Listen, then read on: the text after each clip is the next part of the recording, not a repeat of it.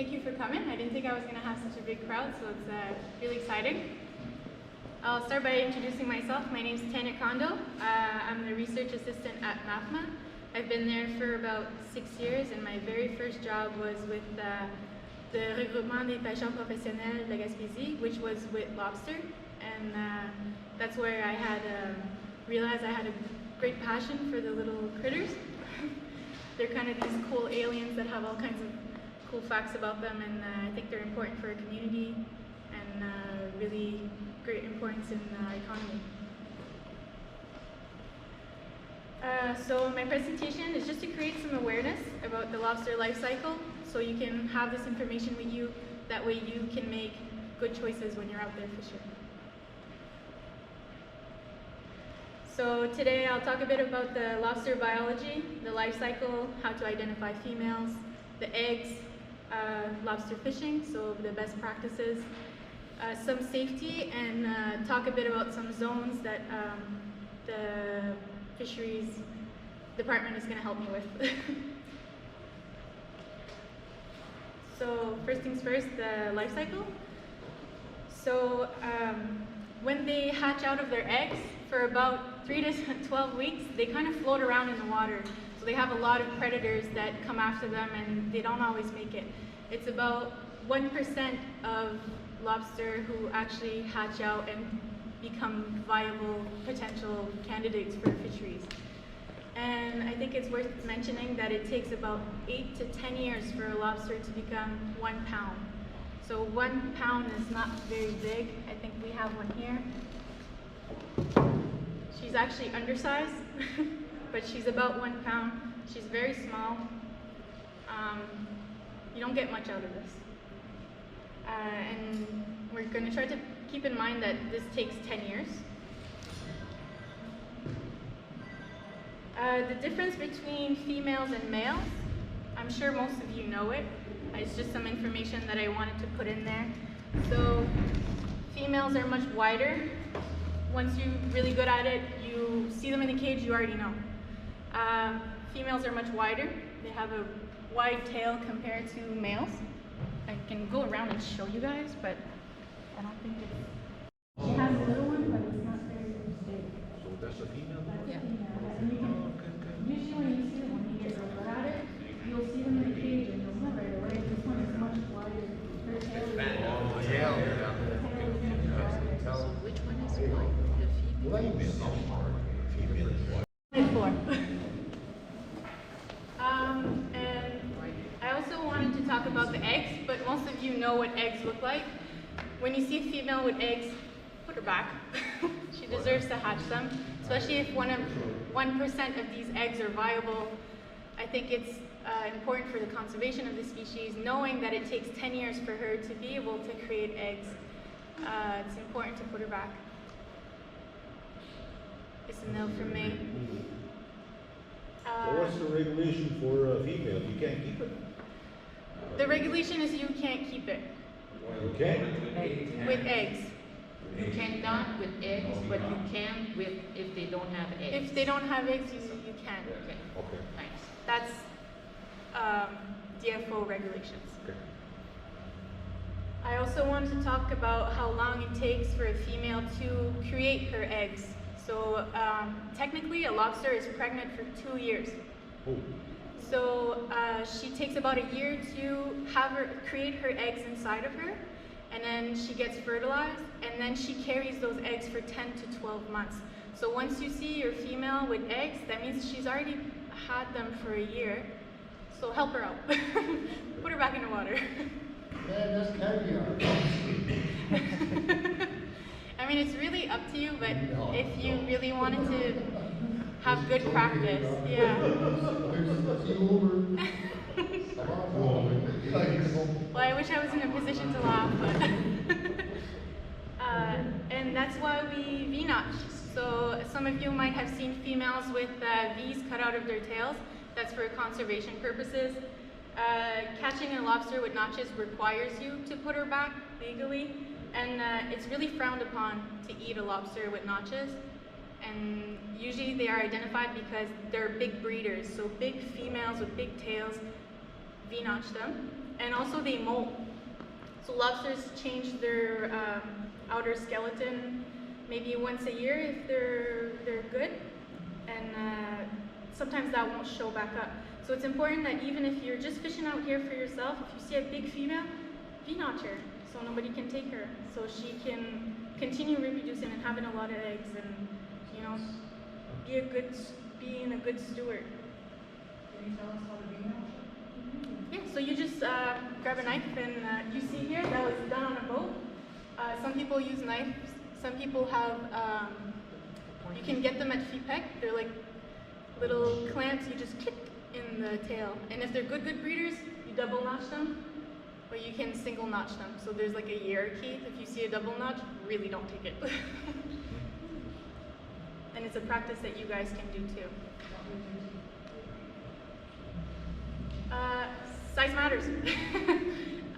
So if they're too small, they're really not worth taking. They're not worth eating. And they're also potentially good breeders, so leave them alone. And if they're too big, also they host a lot of eggs, so that 1% can mean that this guy, 1%, maybe 1,000 eggs will live. Have a bigger female. This girl, 1%, you know, 20,000 eggs will live. So there's a big difference in when you see a huge female. Like DFO will tell you not to take her, but since this would be a livelihood, depending on the what we're gonna develop, put her back. There's also something that we've been seeing a lot more, which is shell disease. So it's something that's caused by a bacteria, which is more in warm water, so more towards Carleton, Miguasha. It's been seen by the biologist in Lissagush. I've had a talk with her. She saw it twice so far, but it's something that if it's there, that means it's coming here. If you see this, call us. It's always good to know that it's happening around our waters. It's good to monitor, that way we're ready if it ever happens for real in big, large quantities or large scale. Now important stuff, cage submersion. Check your cages every 24 hours. Lobsters are cannibals. They'll eat each other in the cages. They'll run out of food, and other predators will go in the cage and get your lobster before you can.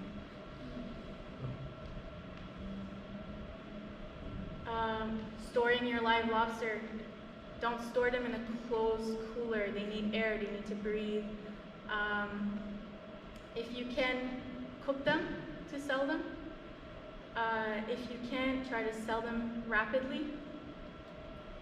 Also, it's important to mention that you can actually make somebody really, really sick if you sell them a dead lobster, because lobsters have bacteria in them, like every shellfish, and when they die, this bacteria starts to multiply very, very fast, and that will get you really, really sick. So if you pick up, if it's for your own fisheries and you pick up a lobster and it's dead and it's not moving, put it in your compost. Don't eat it, cook it, put it in your compost, do something else, but avoid storing your lobster in a bad way. Don't put fresh water on them, that'll kill them. Even if you put ice on them? You can put ice on them, Okay. but try to keep your ice in bags so the Yeah. fresh water doesn't touch them, because Oh, okay. fresh water will kill them. So you gotta be careful with that. And safety, so have the right equipment. Right now, the water's really cold and the lobster are really far. Yes. So in the beginning of the season, they're really far. It requires you to go further. Don't go in a canoe. Mother Nature is not on your side. The tides, the winds can turn at any time. If you fall in, you might die of hypothermia. It takes 15 minutes to take you out. No, she's not on your side. No, but if you're in the middle of the season and the water temperature is good, but I mean right now, the lobster is far. If you wanted to go now, well, I'm just trying to inform you so you, like, nothing happens, you know? Have a friend with you, have a plan. Don't just one morning decide, okay, I'm gonna go grab a cage and go set it out. Make sure you know your tide's high enough to get out, your tide's high enough to come back in. We don't want anybody to get stuck out there. yeah, charge your cell phone. Have extra paddles with you, extra clothes. If you can bring a whistle, bring a whistle. Well, it helps if nobody can hear you. Hell no. Are we start playing that dude? Just kidding. Yeah. Have the right boat. I know like a lot of you guys are gonna want to use your little scouts, but make sure you bring a friend. I did it last year all by myself. Yeah, but You know? there's a lot of Life danger. jacket and extra whatever, you know. I forgot my whistle though. Mike was whistling. So I want to tell you guys a bit about water temperature. So yesterday I went out, the water was at 7. So that means that if I would have fell in, I would have had 30 minutes to get out and get warm before I get hypothermia and potentially end up in the hospital or die. So it's just like, you know, be aware of the dangers. I know we use the water all the time, and I know we're cautious and we think we're invincible, and it's important to still take those precautions. Bring your life jackets, even though you're a good swimmer, even though you've been doing it forever, you know. Just take those precautions. We don't want nothing to happen to nobody. I fell in the water in January. What?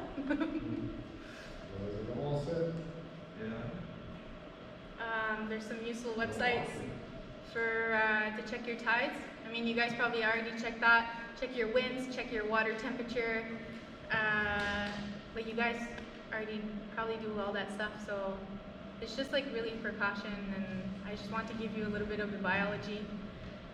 And now we go into something a little bit more political. That's not necessarily my business. So if I may invite Chrissy to come up with me to talk a little bit about the zones, because you know that every body of water is already a commercial zone. In Geskebiga, it happens to be split right in between 2 zones. So if you want to. So this is actually our zone where our commercial fishermen fish. So it would be like Duffy's Point down towards the wharf and on. This part right here is where zone 12. 21B. Oh, 21B, sorry, I'm always thinking crab. So 21B. So this is actually a commercial fishing area for all the ones that are fishing out of Carleton, and it actually is some Listugush fishermen. So the Listugush fishermen really fish like around the Cape in Mariah up. So yes, it's in our fishing area, like for our community where our net fishers did the salmon and stuff. So for us, we were suggesting, since there's nobody actually fishing from around IGA on to the wharf in Richmond, which is our fishing zone, we would say before the wharf and before IGA, or actually where Ramsell is, where the point comes out. So those would be the areas that we would encourage you, because we want to respect that we do have a commercial fisheries, and we also want to not step on the toes of our sister communities and other commercial fishermen. So that's where we suggest our own commercial fishermen are comfortable with people fishing in this area, because none of our guys are here fishing.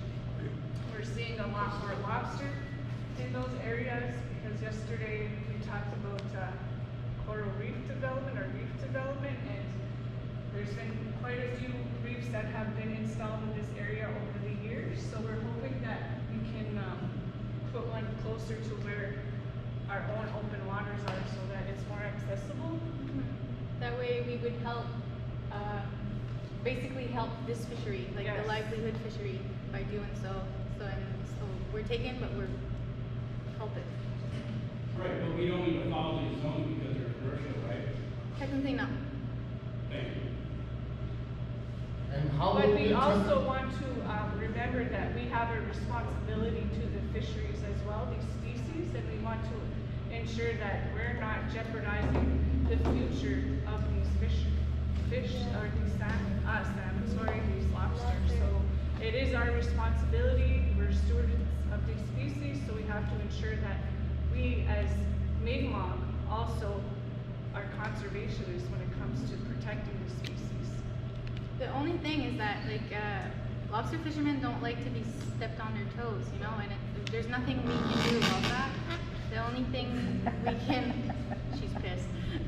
The only thing, because they're gonna go out and empty your traps.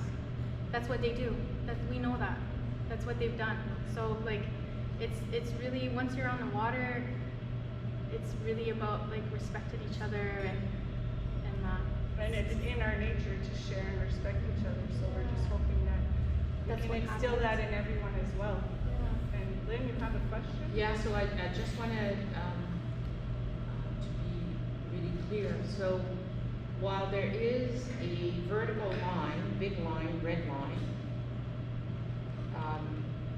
what we can do is fish from those dots, the dotted line, and then towards New Richmond. So with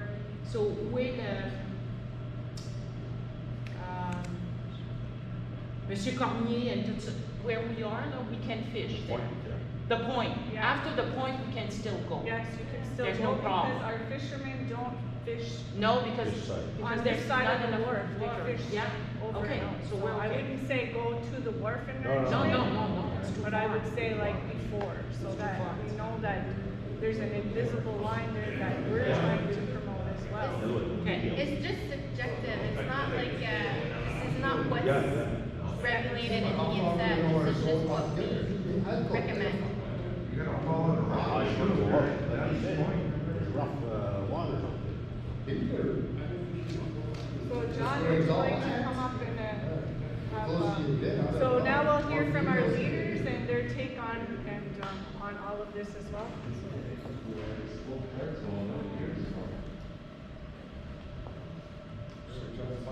The other thing is that last year, I think last year or 2 years ago, there was a guard that came on the boat. DFO?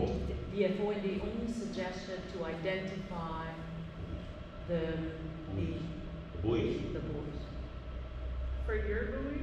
Yeah, 052, Well, meaning it's what a we're big, actually- yeah, so we put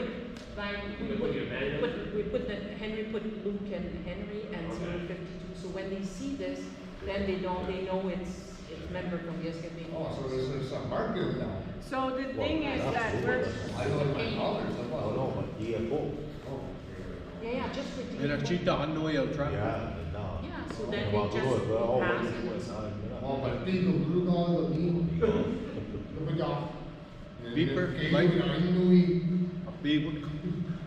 so what we're hoping for with Well, this it's first wrong. session is so that we can get names possibly to do a little ad hoc committee so that we can start to develop our own fisheries management plan.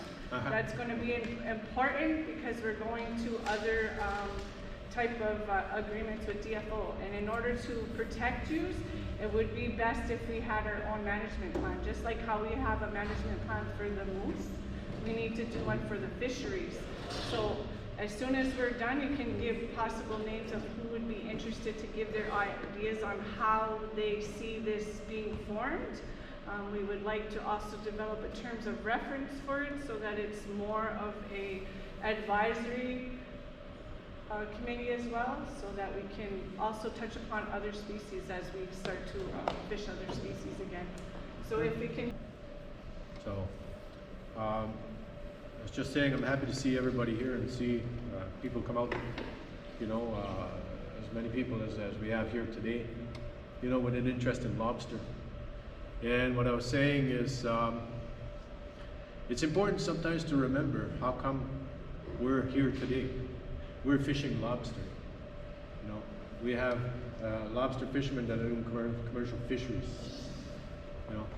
We have the bigger boats which bring in revenue, important revenue to the community, which supports a lot of the programs, a lot of stuff that we do in the community, which is basically not funded by the government. So that revenue is really important to us. And you all know that's based on the treaties of 1760, 1761, the peace and friendship treaties. My issue with the government of Canada. DFO. Yeah.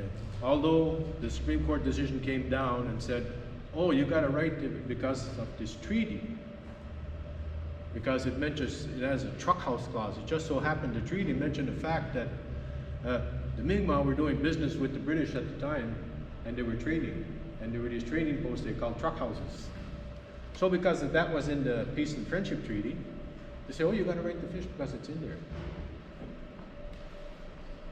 And that is simply not true. Okay. Okay. Yes, there's a Supreme Court decision that came down and said, okay, we have the right because of this treaty, because of the truck house clause, and it opened it up for us and made it possible for us to get into the fisheries. The Department of Fisheries and Oceans bought out a lot of fishermen to make place for us. A lot of people were not happy. We all remember Burnt Church, what happened there. And basically, that was the climate at the time. So, but what we've proven is that as Mi'kmaq people, we're able to go out there, we're able to exercise that right in a very sustainable way and a very respectful way. And we're able to join the fisheries. And after all these years, we've really demonstrated that we do have quality fishermen. We have a concern for the environment. We have a concern for the stocks. And also we have concerns for those people that fish out there with us. You know, and I think that's really something to be recognized and for us to be proud of as well. You know, and I think that's something that's really important.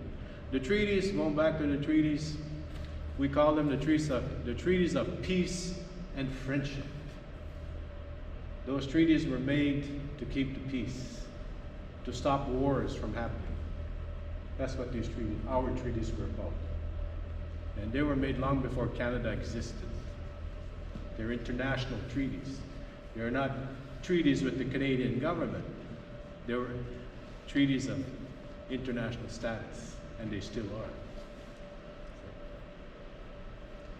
But with the presentation today with Mahma and Tanya, it's very much to do about what's happening around us today.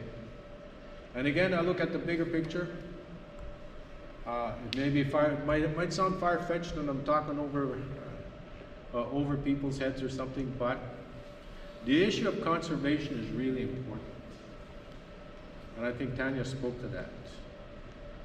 There's a lot of things that are happening around us. Look at the price of gas. You know, prices are going up. It's getting really expensive to get out there. The other big thing is that we're talking about global warming. We're talking about oceans that are warming up. We're talking about fish species that are crashing and species that are just simply dying out because of the change in temperature of the oceans. Your organization has done the research on it. You know, it's there, but I guess the science was there 30, 40 years ago, even 50 years ago, telling people, listen, we got to do something, otherwise we're facing global warming, and people simply didn't listen, you know. But as First Nations people, I think the philosophy of 7 generations, if you know the philosophy and understand it, it's about conducting yourself and using the resources that Mother Earth provides and making sure that the resource is still there for your great, great, great, great grandchildren, 7 generations. And that's what it's all about. If we're able to do this in a sustainable way, in a way that respects the species, the environment, then we'll never stop fishing. It'll continue. It'll simply continue. And I know that the issue of the fall fishery is something that's on people's minds, because Lissabush has done it for 20 years. Okay. But it is a concern because it does have an impact. Okay. If that's expanded broadly, it will have an impact on our stocks here. That's why our own fishermen that fish now, all right, said we don't want to do what they're doing in this fish. We want to preserve our stocks. We want our stocks to continue and to be there. Back in the day when the ZIP committee existed, and Lena was at the table, Lena Kondo at the time, I worked a little bit with them, and they put in place, they created artificial wharfs, artificial reefs, which over the decades has resulted in a lot of growth. And yes, the warming up of the water has contributed to the migration of the lobster, but there's a lot of food. Lobster has to eat. And these reefs, artificial reefs that were created, has made it so that in this area here, which is one of the poorer regions, all right, has become one of the healthy regions. I won't say the most prosperous, because I was just talking with the regional chief the other day, and he was up north walking 4 feet into the water, and they're picking clams up with their buckets like this, like it's crazy. Okay. But we have a healthy stock right here that's been built up, and we need to sustain it, all right? So if we overfish it, we're basically shooting ourselves in the foot and shooting the generations to come in the foot, because they won't be able to continue. So it's about conservation as well. You know, and and I'm glad Chrissy brought up the issue of forming a committee. I think it's important that people interested in the subject, you know, wanting to go out, wanting to exploit the species, that people get together and work with our fisheries department to be able to come up with something that we can bring forward. Because understand this, the Department of Fisheries and Oceans, their play is to always structure things, keep things in their proper place, do things under their jurisdictions and management. That's what they're there for. That's the reality that's there. But we can also create our own regulations, and that's through dialogue with committees and the work that our fisheries department is doing, and with the help of organizations like that. So, wala die omzet, dan deel bij daar dan deel ik ze wel even. I think the information she had is very useful. I mean, I was listening to her and looking at some of the reaction about falling in the water and so forth. We're all sitting here nice and comfortable in our chairs. But believe me, if you fall in the water and your boat is going away and you're trying to catch up to it, it happens. Is the management plan equal an idea to have a real definition about what is moderate livelihood? Yes. Yeah, that's But what I'm defined by talking about. us and not DFO. So that's exactly, everyone's ideas. yeah, that's exactly what I'm talking about. So on the political side, thank you, Tanya, that was an excellent presentation. Thank you, Chrissy, for identifying the zones. So a little bit more, Counselor, all the discussions that we've had with DFO, every program that they create, every discussion that we have, they try to get us to define moderate livelihood and food and ceremonial.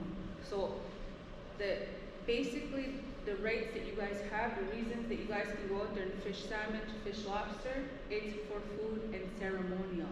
So they can't take our food and ceremonial away from us, and that's why we can't go into commercial zones, which like Christy identified and John, we have to do it with respect. We do have that right. Not at a commercial level where we're making hundreds of thousands of dollars, but for ourselves, for our community members, for ceremony, we have that right in every species. What DFO, because our treaties don't clearly identify the definition of moderate livelihood and the definition of food and ceremonial. So what they're trying to do now, because they've had issues, the only time that there's a definition is when there was a court case. But that could take up to 15, 20 years and multi-millions of dollars. So we want to be proactive, and we want to start saying, okay, DFO, it's time that you stop defining what our moderate livelihood means and what our food and ceremonial means. So we're being proactive, and that's why we want to do the management plan. We want to have community input.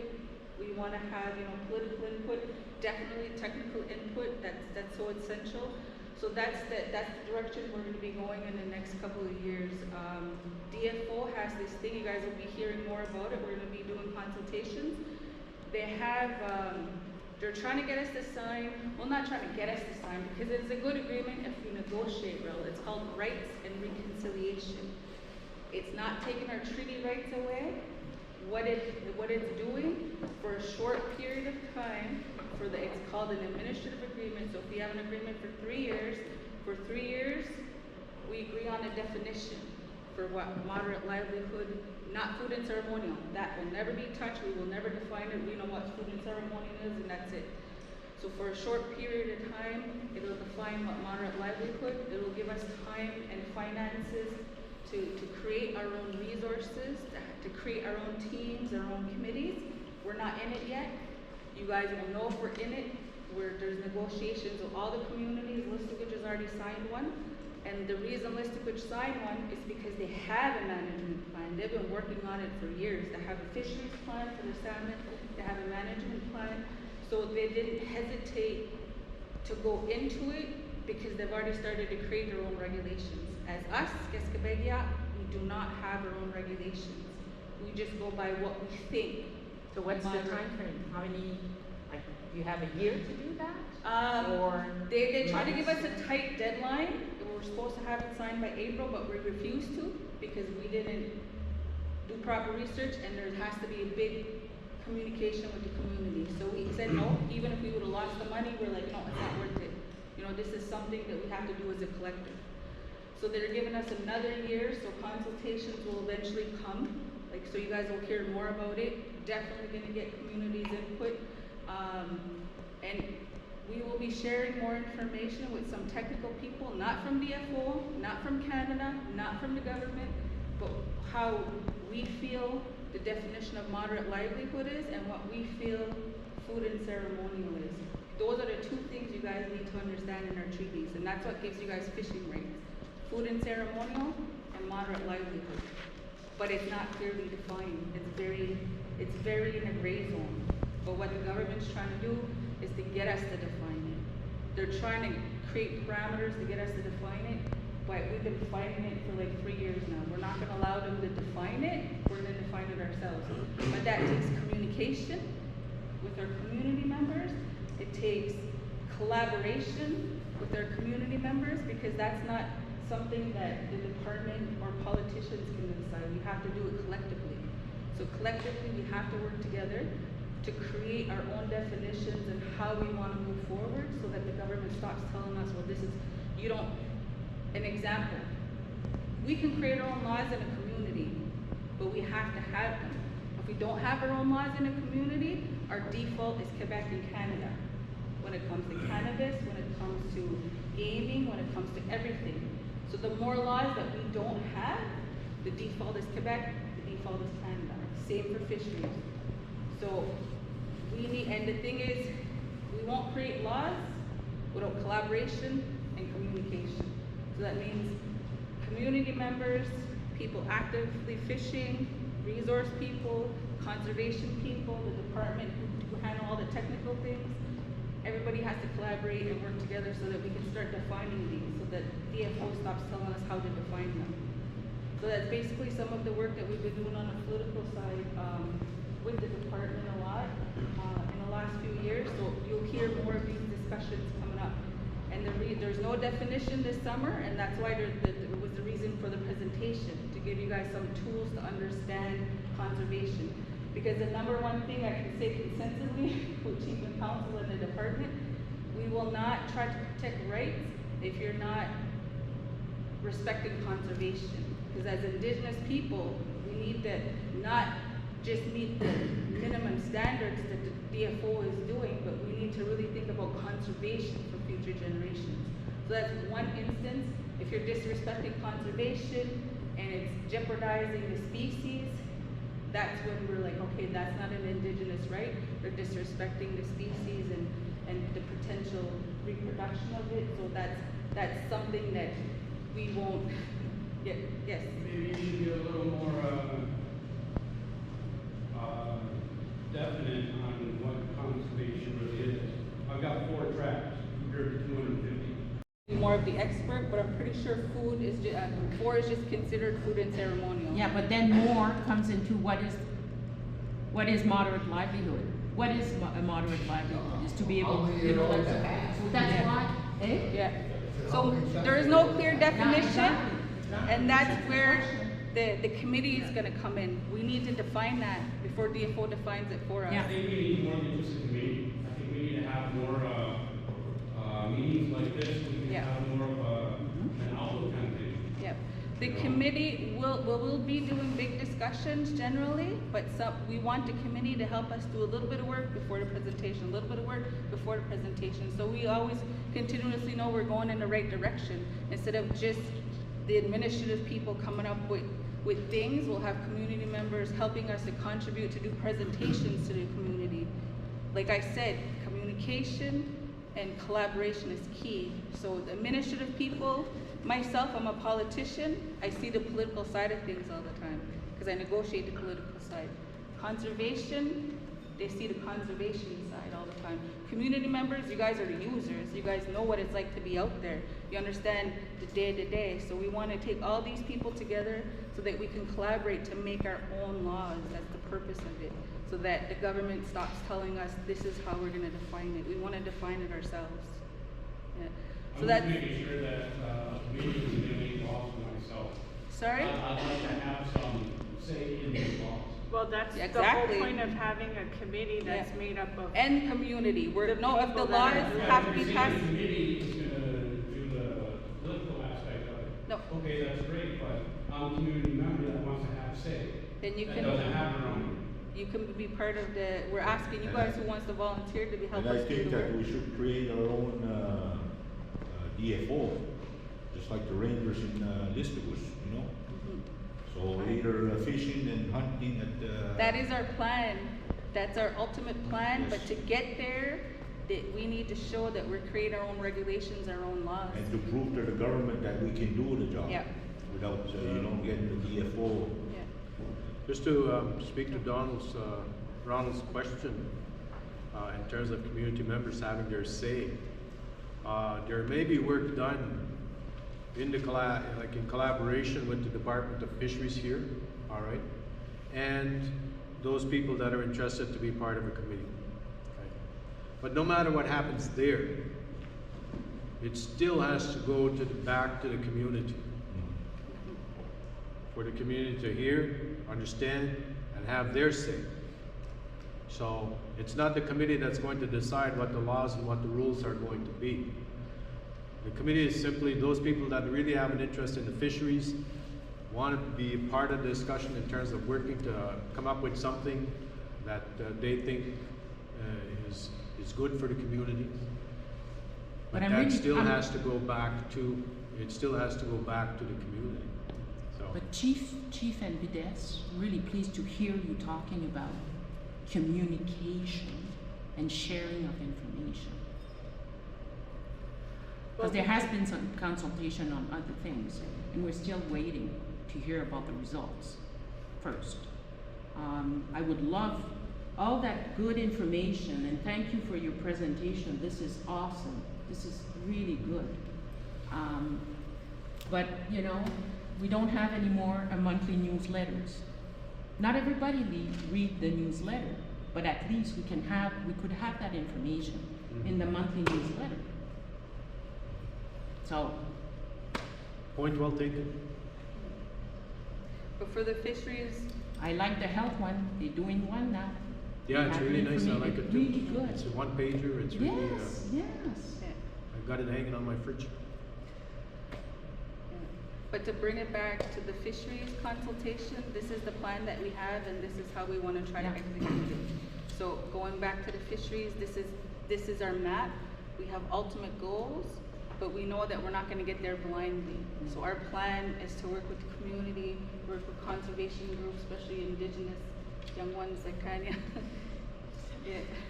Yes? In that plan, do you have that we're gonna be able to sell our lobster to our own warehouse?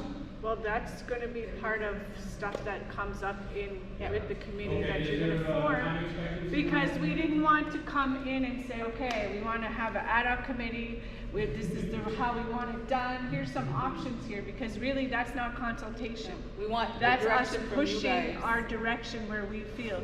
For us, we felt it was important that we got everyone's input, even if we have a small committee, we're still trying to get input from everyone that's actually practicing the moderate livelihood, or even just for food and ceremonials. So that's important, so that way when the committees form, they have all these ideas that everyone has brought to the table, and then when we consult back to the community, it's them who decide if But that's is what's there's an gonna work. opportunity for the fishermen, because Henry spoke to you about that. I'm just taking notes. Pardon? Henry's working this morning, but he talked to you about if there would be an opportunity To ask for questions. to sell. Oh, to sell, to yes, and sell, I said that would be your, what. your lobster to the lobster hut. Like, is it possible to look at it maybe just doing a pilot project this fishing season, just to see it? Well, we just had a quick, And see if it's working or not. well, we had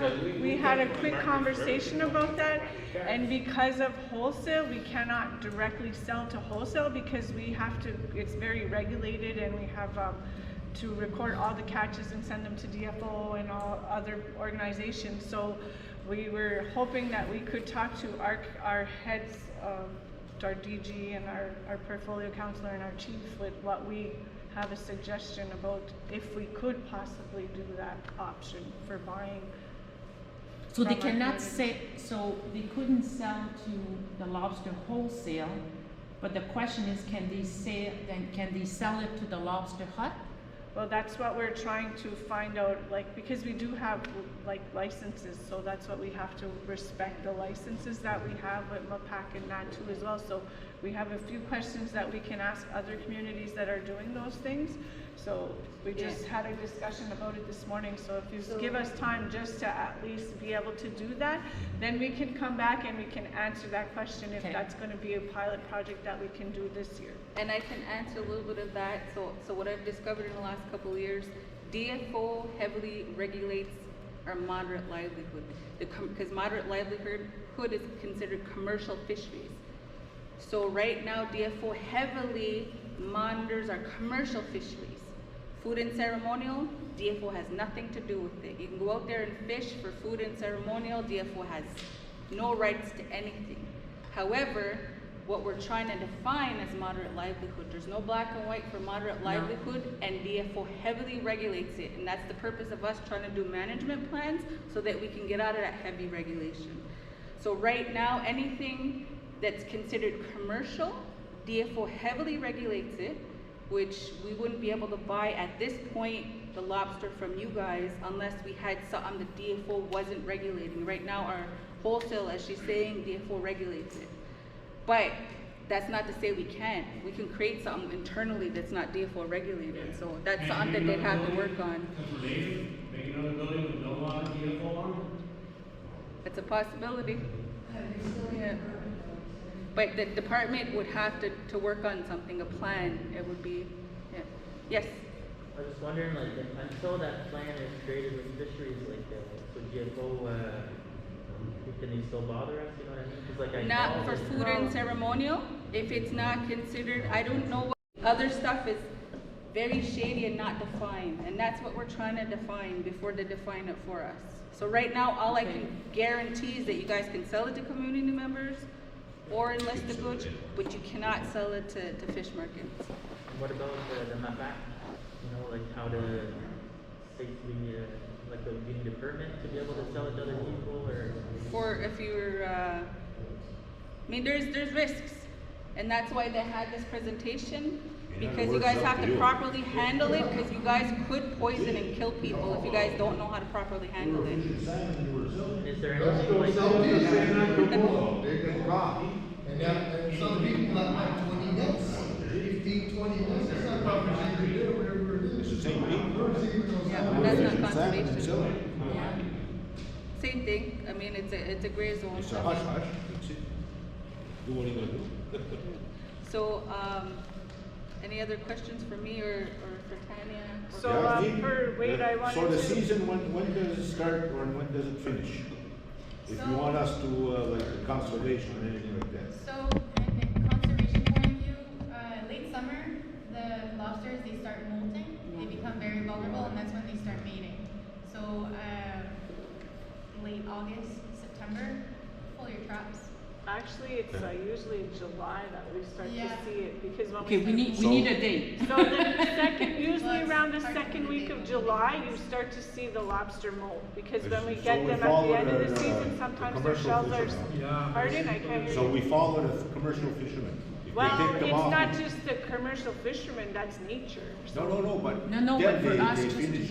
Yeah, they like finish. that would be, because that's why it ends when it ends, because the lobsters start to molt, and sometimes you get some that have already soft shells and no meat in the claws and stuff, so. And these aren't laws. They're not laws. So you guys could be out there in September. It's not a law, you know, but we're just trying No, to. but we're talking- conservation. We're talking about conservation, Yeah. so. Yeah. Yeah, and then you're Why talking we not about gonna follow it? safety, because the water's cold right now, so of course the lobster's way out there. Yeah, it's really So far. like, do you really wanna take that chance with your little boats and, you know, like, so it's like, just be mindful too for yourselves. And so really, if you like, just say, common sense is maybe like the end of May to the second week of July would be the season, like. And now there's woods coming down the river, the Yes. lake part, so. And the so river's it high, started, so- How do we use this? And I Can I think answer everybody your here question? would be considered food and ceremonial, because technically, commercial is a lot of traps. You know, you need big, $500,000, $250,000 boats. Because in our modern livelihood, in our right, that we shouldn't have people that don't have status cards that are members If of it doesn't our touch, no good. If it touches, you're out. Protected. What did she say? Yeah, so they'll check you as long as you have that, and Like it's Franklin like- said, as long as you mark your buoys, and I appreciate your stuff, rock lobsters, so that's, those are just simple common sense things that don't have to be regulated right now, but just telling yourselves, okay, this is fine. Just carry your Indian card all the time? Pardon? Just carry your Indian card all the time? Well, yeah, You because got your they traps will, out there? well, the thing is, even when we go in the woods, they report and Yeah. stop us, and we have to show our card. Now, please give your names, because we really want it all to come from the community and the people that are doing it. So, Jamie's right there. Thank you guys so much, really, that was awesome. Yes, thanks for all the information too.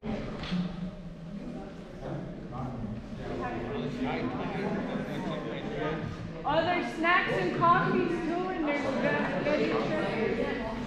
One pig in there too. There's two pigs in there. I don't know who's the Oh, somebody's slacking. Oh, yeah? Hank Oh, Robinson. okay, yeah. Yeah, he said it big. Yeah, now it's, yeah.